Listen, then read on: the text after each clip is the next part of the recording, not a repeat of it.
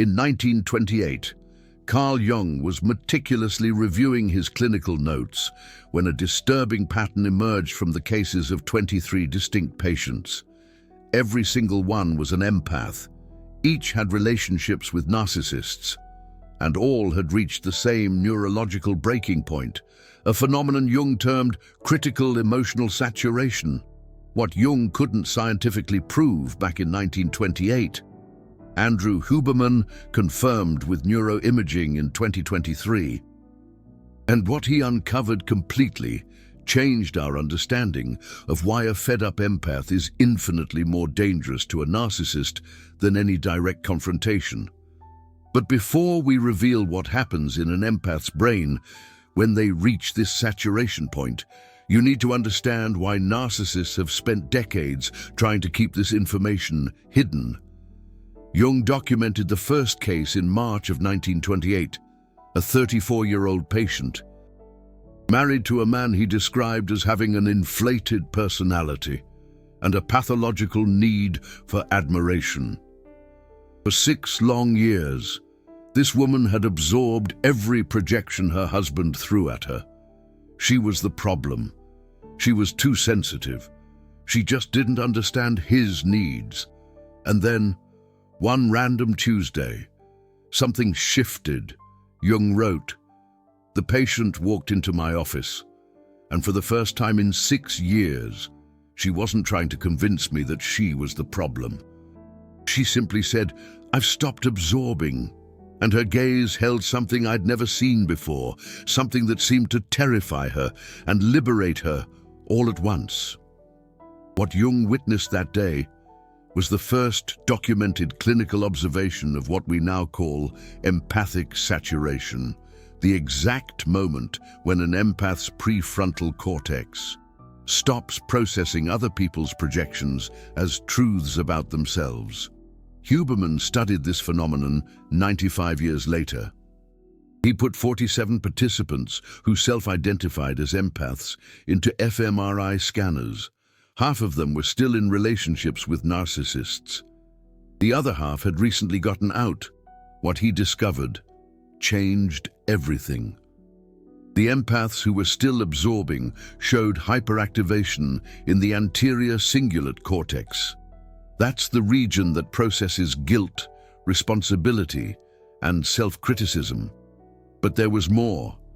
Their limbic systems were constantly activated, producing cortisol at levels Huberman described as neurologically unsustainable in the long run.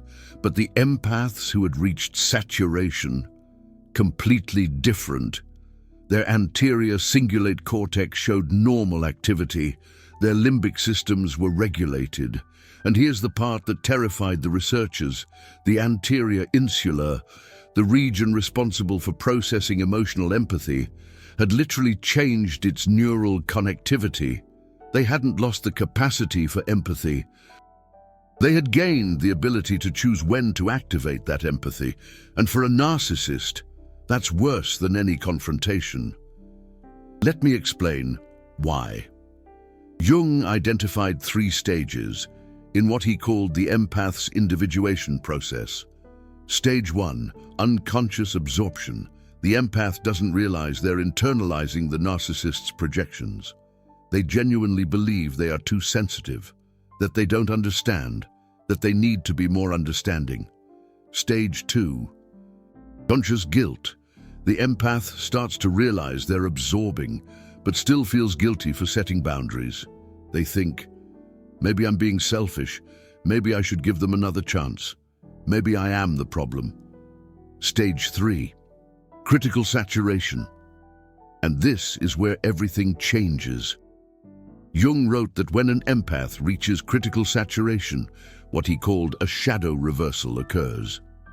All those characteristics that the narcissist projected onto the empath, all those accusations of being cold, selfish, incapable of love, they stop sticking, not because the empath has become those things, but because their prefrontal cortex has stopped processing projections as facts. Huberman measured this. He showed participants typical phrases of narcissistic manipulation. Things like, "You never understand me. You're so sensitive. Why can't you be more understanding?" The empaths who were still absorbing, their anterior cingulate cortex lit up immediately. Guilt, responsibility, self-criticism. The saturated empaths, nothing. Zero activation in the guilt region. But here's what really scared Huberman. When the saturated empaths heard those phrases, another brain region lit up. The dorsolateral prefrontal cortex. That's the area responsible for objective judgment and logical analysis. They weren't processing the phrases as accusations about themselves. They were processing the phrases as information about Jung was speaking, and for a narcissist, that's worse than anger. It's worse than confrontation, because for the first time, the projections aren't working. But there's one thing that Jung discovered in 1928 that Huberman was only able to confirm in 2023. And that thing is what really explains why a saturated empath is more dangerous than the narcissist ever imagined. Jung observed that after an empath reached critical saturation, something specific happened in their relationships. He wrote, "It's as if a veil has been removed." The patient began to see patterns that had always been there, but that she had never been able to name. And here's the crucial detail. She didn't get angry. She didn't confront. She simply stopped participating in the game. Huberman tested this.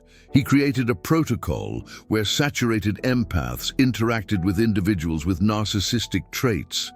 And what happened was fascinating. The narcissists tried all the usual tactics: gaslighting, projection, blame shifting, and the saturated empaths simply didn't react emotionally. They listened, observed, and then did something that completely destabilized the narcissist. They agreed superficially and changed nothing. Let me give you a real example from Huberman's study. A narcissist would say, "You never give me enough attention. You only think about yourself." An empath still absorbing would justify themselves, explain, try to prove they cared. A saturated empath, "You're right. I could be more attentive," and then changed absolutely nothing about their behavior. Do you know why that's devastating to a narcissist? Because their entire strategy depends on one thing: getting the empath to absorb the projection and try to fix the problem that doesn't exist. When the empath stops trying to fix it, the narcissist loses all the narcissistic supply they were extracting from that dynamic. But here's what really scares narcissists about saturated empaths. Jung discovered that after critical saturation, empaths develop what he called penetrating insight. They start to see not just the patterns in the narcissist, but the patterns in all the other narcissists around them. Huberman measured this with facial recognition tests. Saturated empaths. They could identify micro-expressions of manipulation with an astonishing 89% accuracy. But empaths who were still in the throes of absorption, only 34%. A stark difference. Saturation doesn't just liberate them from one narcissist. It immunizes them against all future narcissists. Imagine having that kind of shield. And here's the part that Carl Jung, the legendary psychoanalyst, considered most important. This transformation is neurologically irreversible. It's not just a fleeting change. Once the prefrontal cortex, that command center of the brain, reprograms its connections to stop processing projections as truths, this new configuration becomes the default. It's not sheer willpower. It's not a conscious choice. It's literally a new way for the brain to process emotional information. Think of it as a software update for your mind. Andrew Huberman, the renowned neuroscientist from Stanford, called this defensive neuroplasticity, a brilliant term. The brain creates new neural pathways, like forging new roads, that protect the individual from future manipulations of the same kind. But there's a problem. A crucial caveat that Jung identified and that Huberman, with his cutting-edge research, confirmed: critical emotional saturation, or empathic burnout, only happens under very specific conditions. It's not a given. And if those conditions aren't present, the empath can spend decades absorbing without ever reaching that breaking point, that moment of liberation. Jung identified 3 necessary conditions for critical saturation. These are the keys to unlocking that neurological transformation. First, prolonged exposure to the same projection tactic. The prefrontal cortex, that pattern recognition machine, needs to see the pattern repeat enough times to recognize it as an external pattern, not as an internal truth. Think of it as the brain collecting enough evidence to say, "Aha, this is happening again." Second, a moment of emotional contrast, a sharp realization. Jung called this a lucidity experience. It's when the empath experiences something that so strongly contradicts the narcissist's narrative that the brain is forced to process the dissonance. It's like a sudden burst of light, revealing the falseness of the shadows. Third, absence of intermittent relief. This is crucial, absolutely vital. If the narcissist offers moments of validation, crumbs of affection, between the cycles of projection, the empath's reward system never reaches the saturation necessary for neural reprogramming. It's like being given just enough water to survive in the desert. You never reach the point of desperation that forces you to find a real solution. Huberman tested these 3 conditions rigorously. He discovered that empaths who experienced all 3 conditions reached critical saturation in an average of 18 months, a relatively short time. Empaths who experienced intermittent relief from the narcissist, some were stuck in the same cycle for 15 years without saturating. A tragic waste of time and emotional energy. And here's why this matters so much. Narcissists instinctively know this. They don't know the neuroscience. They haven't read Jung, but they intuitively understand that they need to offer moments of validation between the cycles of projection to keep the empath absorbing, to keep them hooked. Jung called this calculated feeding of hope. A chilling phrase. Huberman measured this as intermittent activation of the reward system, the dopamine hits that keep you coming back for more, even when you know it's bad for you. That's why narcissists have honeymoon phases between the abuses. It's not because they suddenly love you. It's because their brain has learned that this prevents the saturation of the empath. It's a calculated manipulation. But here's what they don't know. Here's their fatal flaw. Once critical saturation happens, no amount of honeymoon, no amount of positive reinforcement reverses the neural reprogramming. It's a done deal. Jung observed this in all 23 of his cases. Even when the narcissist temporarily changed their behavior, saturated empaths did not revert to absorbing. The spell was broken. Huberman confirmed this with neuroimaging, showing the physical changes in the brain. Even when saturated empaths were exposed to positive behaviors from the same narcissists, the dorsolateral prefrontal cortex continued to be activated.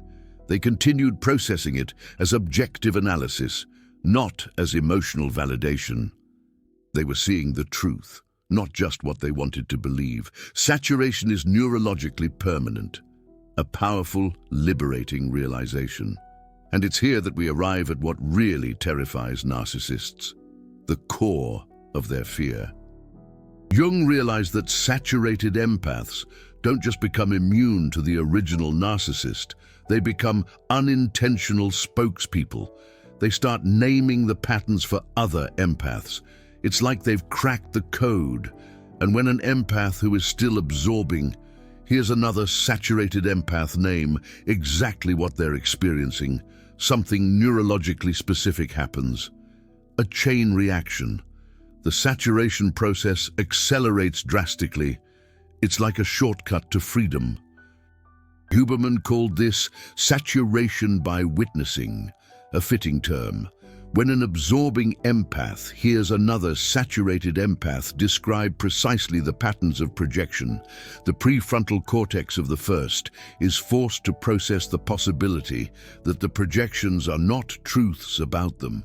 It's a moment of awakening, and once that possibility is processed, the countdown to critical saturation begins.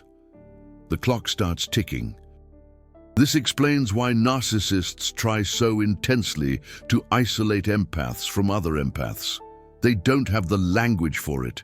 They can't articulate the science, but neurologically, they feel that exposure to saturated empaths is the greatest threat to the projection dynamic they depend on. Isolation is their weapon, but let me show you. Let's paint a picture of exactly what happens in the moment of critical saturation, the precise neurological shift. Jung described in detail the case of the patient I mentioned at the beginning. Let's call her Sarah. She was married for 6 years, absorbing for 6 years, trying to be less sensitive for 6 years, a common story. And then, one Tuesday in March of 1928, she was washing dishes in her small kitchen in Zurich. Her husband entered the kitchen and said the same phrase he had said hundreds of times before. "Why can't you be more understanding of my needs?" A classic narcissistic trope. Jung wrote that she described the experience like this: "It was as if I had heard that phrase for the first time, but I didn't hear it as an accusation about me. I heard it as information about him, and the moment I heard it that way, something broke in my chest, not of sadness, but like something that was stuck, had finally been released. A powerful image of liberation." That is the exact neurological moment that Huberman captured in neuroimaging 95 years later, a technological triumph. He showed that in the moment of critical saturation, a specific neural cascade happens, a domino effect in the brain. First, the anterior cingulate cortex, that empathy center that was chronically activated, simply shuts down. It's like the alarm system finally turns off. Second, the dorsolateral prefrontal cortex, that objective analysis center, takes over emotional processing. It's like switching from emotional reasoning to logical reasoning. Third, the amygdala, that fear center that was in constant hyperactivation, returns to normal functioning. The anxiety subsides. And fourth, here's the most important part, the key, the anterior insula, responsible for emotional empathy, forms new connections with the prefrontal cortex that allow cognitive empathy without emotional absorption. A revolution in how empathy is experienced. The empath does not lose empathy, does not become cold or uncaring. They gain control over when and how to use that empathy. It becomes a tool, not a burden. And for a narcissist who depends on automatic absorption, that's the end of the game. Checkmate. But there's one last thing that Jung discovered, and that Huberman, with his modern lens, validated. And this is perhaps the most important for empaths who are still absorbing. For those who are still trapped, critical saturation cannot be forced consciously. You can't just decide to saturate. It doesn't work that way. But you can create the neurological conditions that allow saturation to happen naturally. You can cultivate the soil for growth. Jung developed what he called the naming protocol. It was deceptively simple. He asked empaths to write down, every time they felt guilt after an interaction, the key is to notice. And then he asked them to identify, did this guilt come from something I genuinely did wrong, or did it come from a projection that I absorbed? Whose voice is that in my head?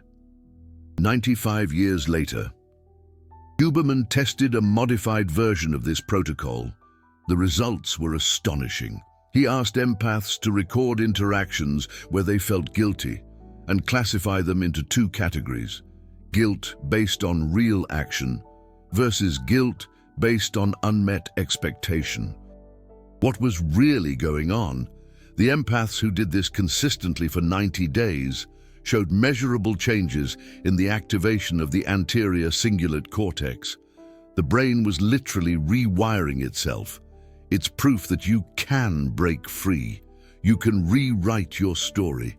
They began to process projections differently, and a staggering 73% reached critical emotional saturation within just 6 months, compared to the 18-month average for those who hadn't implemented the protocol. So, why does this work? Because you're essentially training your prefrontal cortex to really distinguish between genuine responsibility and absorbed projection. And the more you consciously make that distinction, the more your brain automates the process, until one day, on a perfectly ordinary Tuesday, you hear the same accusation that you've heard hundreds of times. And for the first time, you don't absorb it. You simply observe it.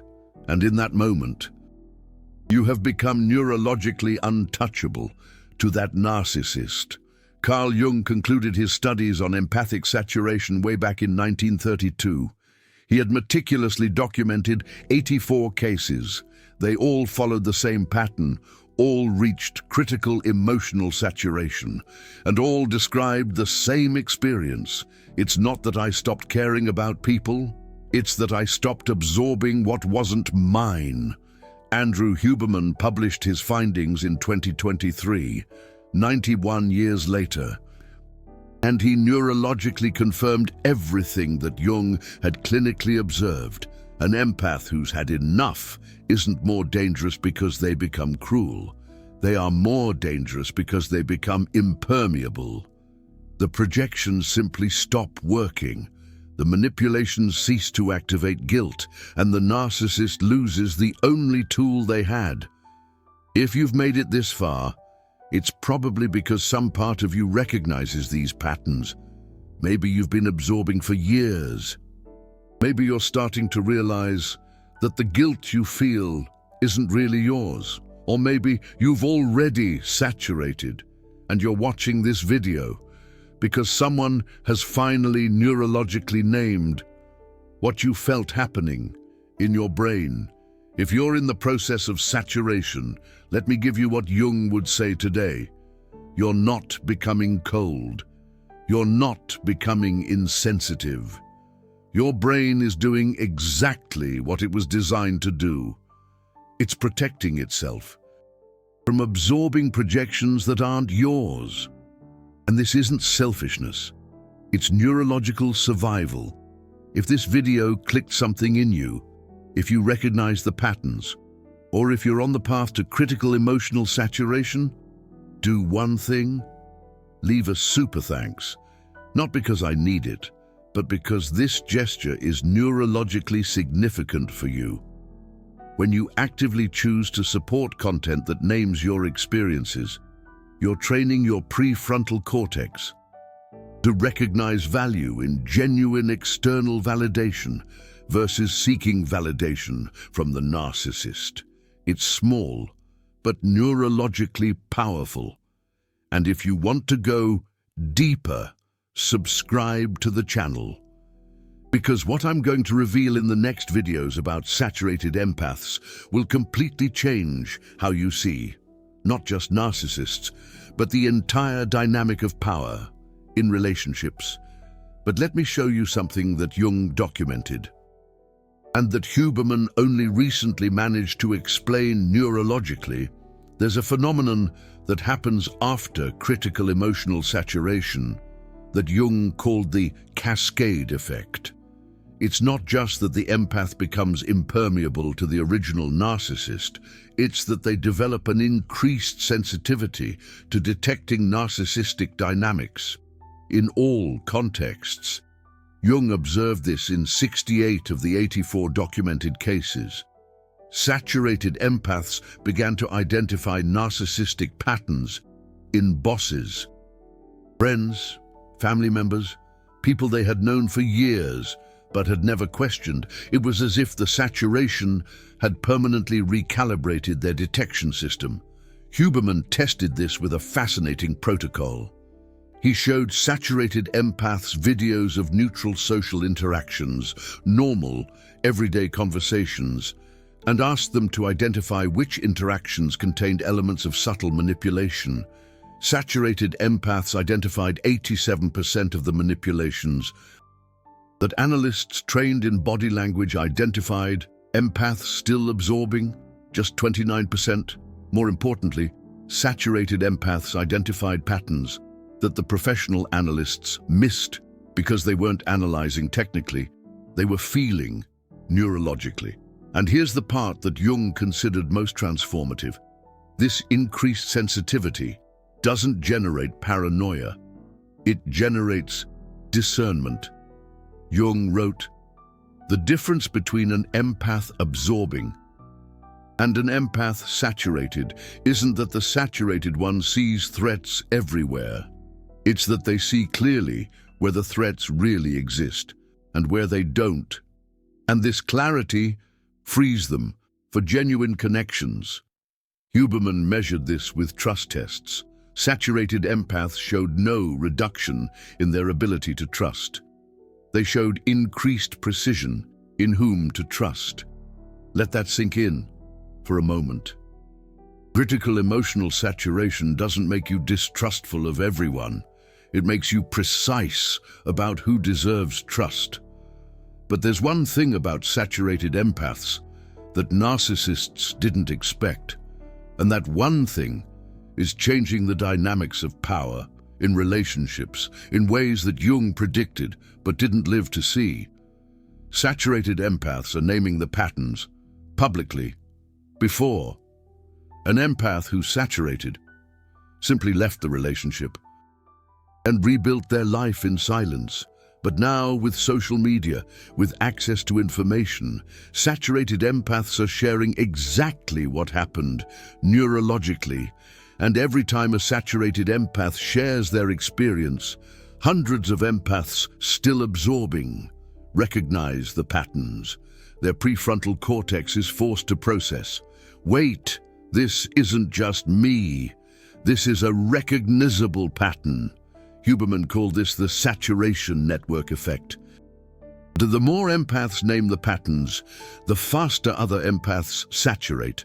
Jung didn't have data on this because there were no mass communication networks in 1928. But he wrote a fascinating prediction.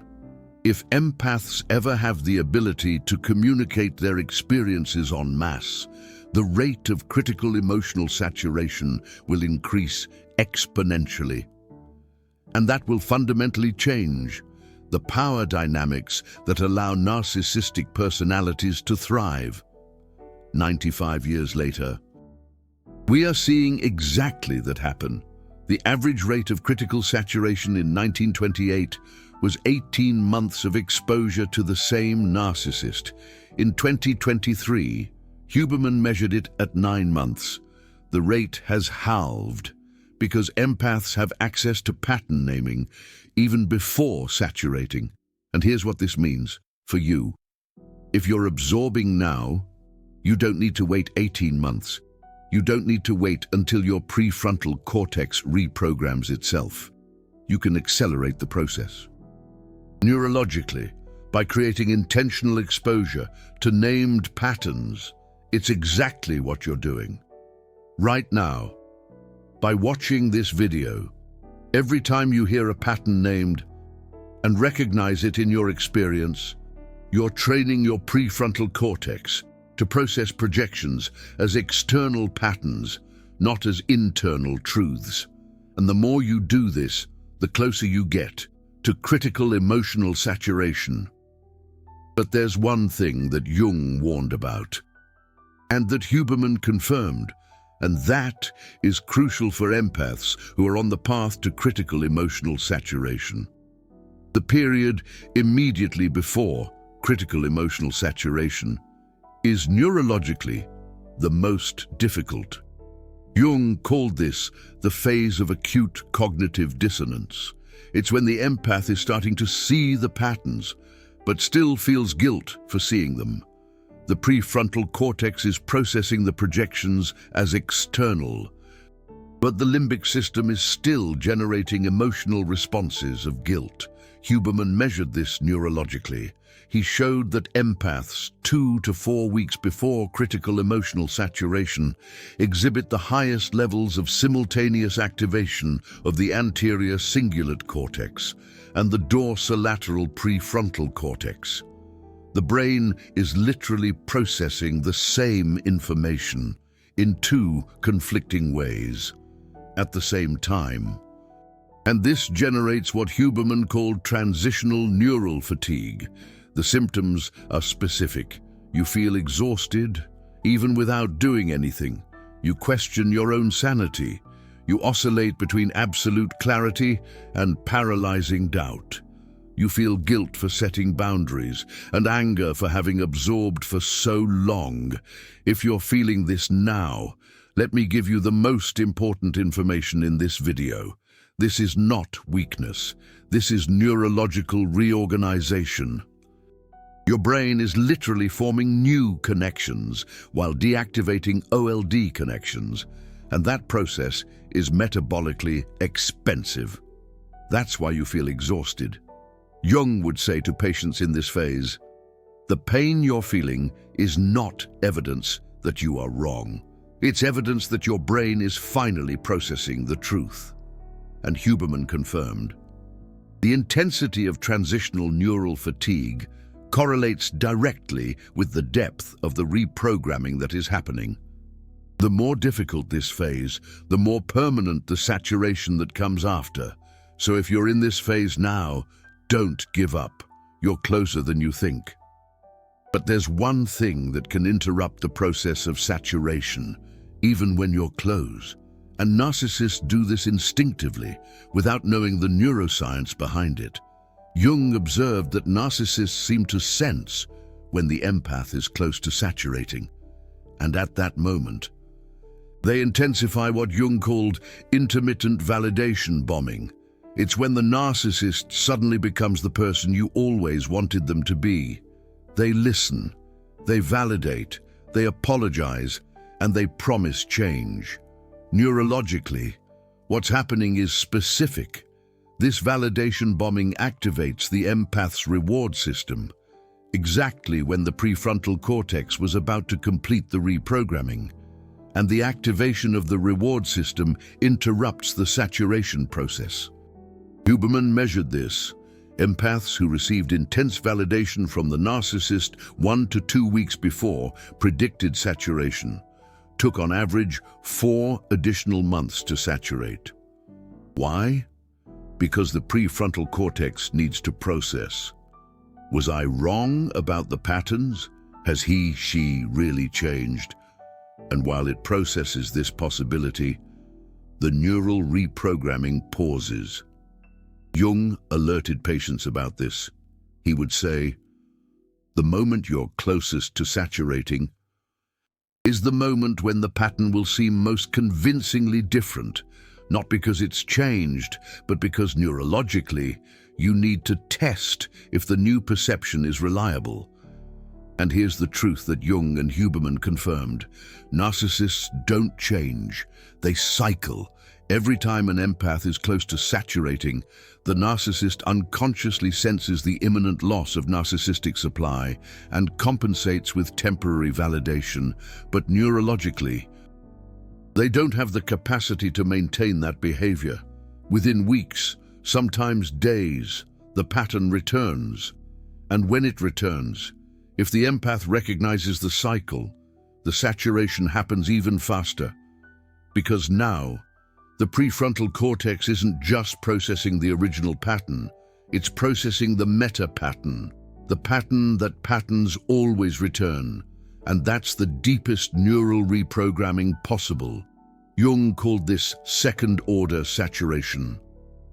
It's when the empath not only stops absorbing the projections, but stops believing in the possibility of genuine change from the narcissist. And Huberman confirmed, empaths with second-order saturation never go back. The return rate to the narcissistic relationship after first-order saturation is 23%. After second-order saturation, 0%. Zero. Because neurologically, it's no longer possible to process the promises as truth. So if you're seeing the cycle now, if you've realized that the change was temporary and the pattern has returned, understand this: you have not failed. You're activating the deepest possible saturation. And what comes after that is permanent neurological freedom. Now, let me show you what Jung discovered about what happens after second-order saturation, because this is what really explains why saturated empaths are more dangerous than narcissists imagine. After second-order saturation, empaths develop what Jung called global pattern immunity. They don't just recognize narcissistic tactics, they recognize structures of manipulation in any context. Politician using victimhood to deflect responsibility, recognized instantly. Boss using gaslighting to maintain control, identified neurologically. Friend using blame shifting to extract favors, seen with absolute clarity. Second-order saturation doesn't free you from one narcissist. It frees you from susceptibility to structural manipulation permanently. And here's why this terrifies narcissists. Because saturated empaths with global pattern immunity cannot be recruited as allies. They see when the narcissist is triangulating. They see when he/she is creating narratives, and they simply don't participate. No drama, no confrontation, just absence of engagement. And to a narcissist, that's worse than any public exposure. Jung wrote in 1931, "The greatest fear of the narcissistic personality is not to be hated. It's to be seen with clarity and chosen to be irrelevant." 95 years later, Huberman confirmed neurologically, narcissists show maximum threat activation, not when they are confronted, but when they are calmly disregarded, because confrontation is still engagement. Calm disregard is total absence of supply, and saturated empaths do this neurologically, effortlessly. If you've made it this far in this video, you're doing more than watching content. You're activating saturation, every pattern named, every neurological mechanism explained, every validation that what you felt is real. All of this is training your prefrontal cortex. So do one thing now. Go to the comments and write one word. If you're in the process of saturating, write saturating. If you've already saturated, write saturated. If you're still absorbing, but you've recognized the patterns, write waking up. It's not just interaction, it's neurological activation. When you publicly name where you are in the process, you consolidate the reprogramming that's happening. And if you want to keep accelerating your empathic burnout, watch the next video that pops up on the screen, because I'm going to reveal the exact protocol that Huberman developed for empaths to accelerate critical emotional saturation from 18 months to just 90 days. This could really change things.